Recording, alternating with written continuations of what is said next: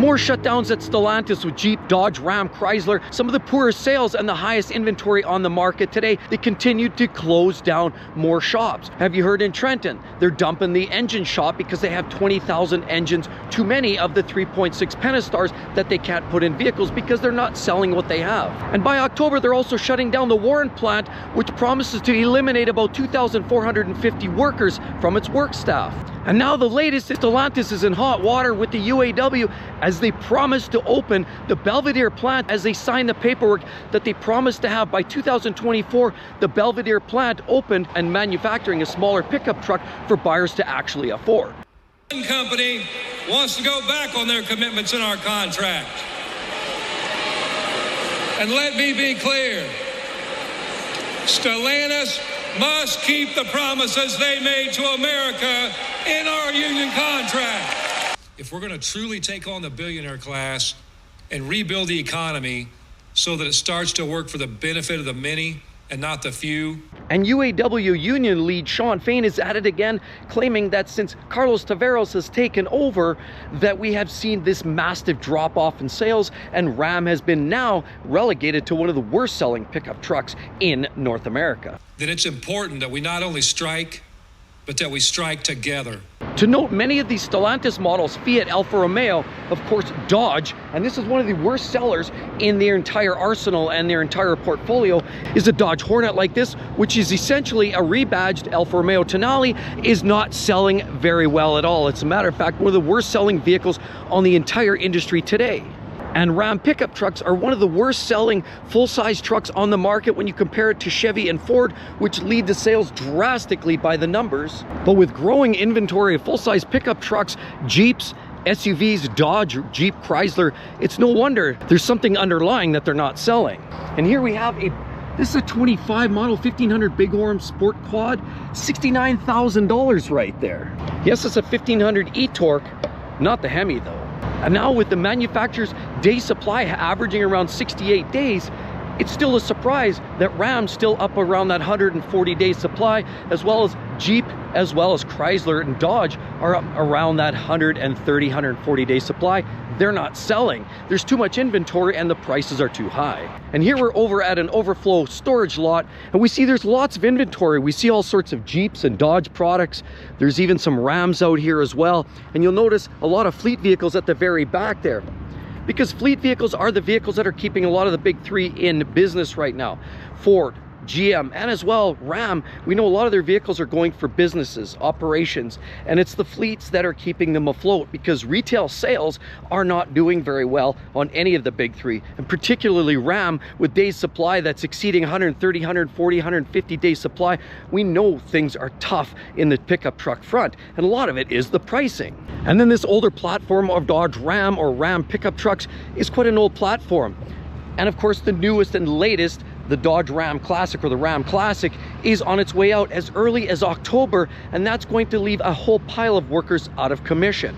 2,450 workers is what they're estimating right now to possibly lose their jobs. But now the UAW is up in arms and they're challenging Stellantis, because apparently, allegedly, Stellantis is not living up to the deal, the arrangement, the bargain that they made a couple short years ago. One of the issues was they promised to build a $3.2 billion battery plant for the up and coming electrification.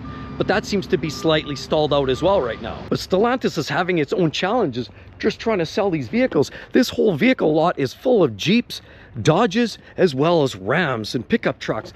And they can't sell them. This lot I've never seen fuller than it is today.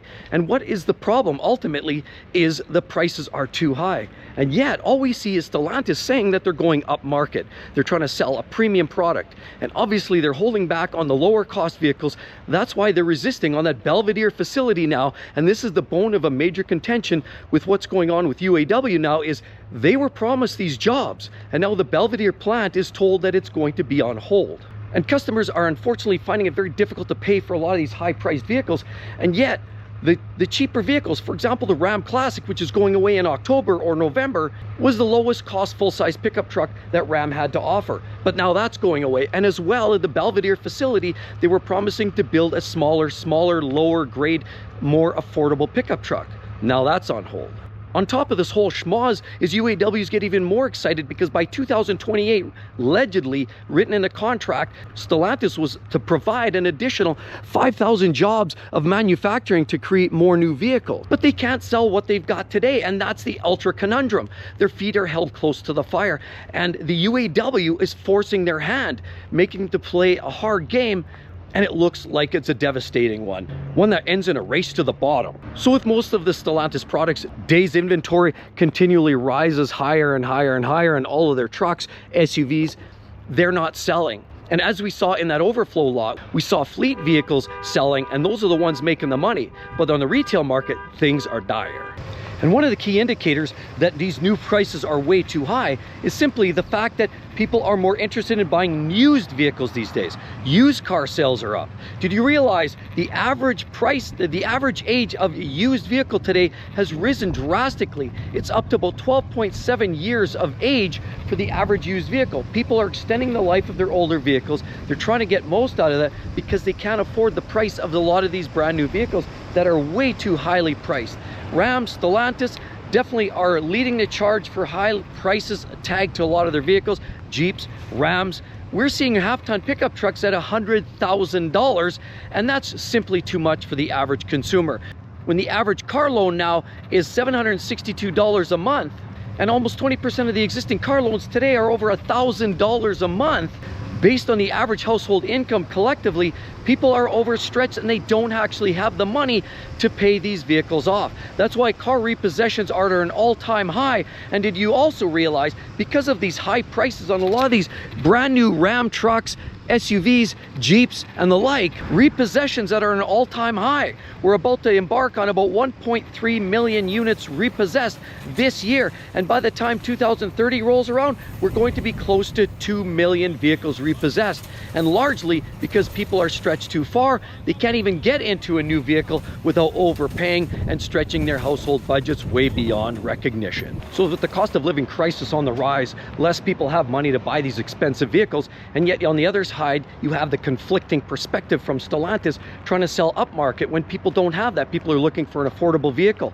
Then on top of it, you have the union holding them tight to the fire, and with that stranglehold, almost impossible for them to reduce their wages, reduce capacity, and reduce output without some sort of collateral damage. That's right, UAW is threatening some strikes, and this is going to have a major impact on the future of Stellantis. So with all these massive layoffs, closing of plants, shutting down of particular models, as well as shuffling of the VPs and CEOs, it makes a person wonder what the future looks like for Stellantis, and all eyes are on the CEO right now.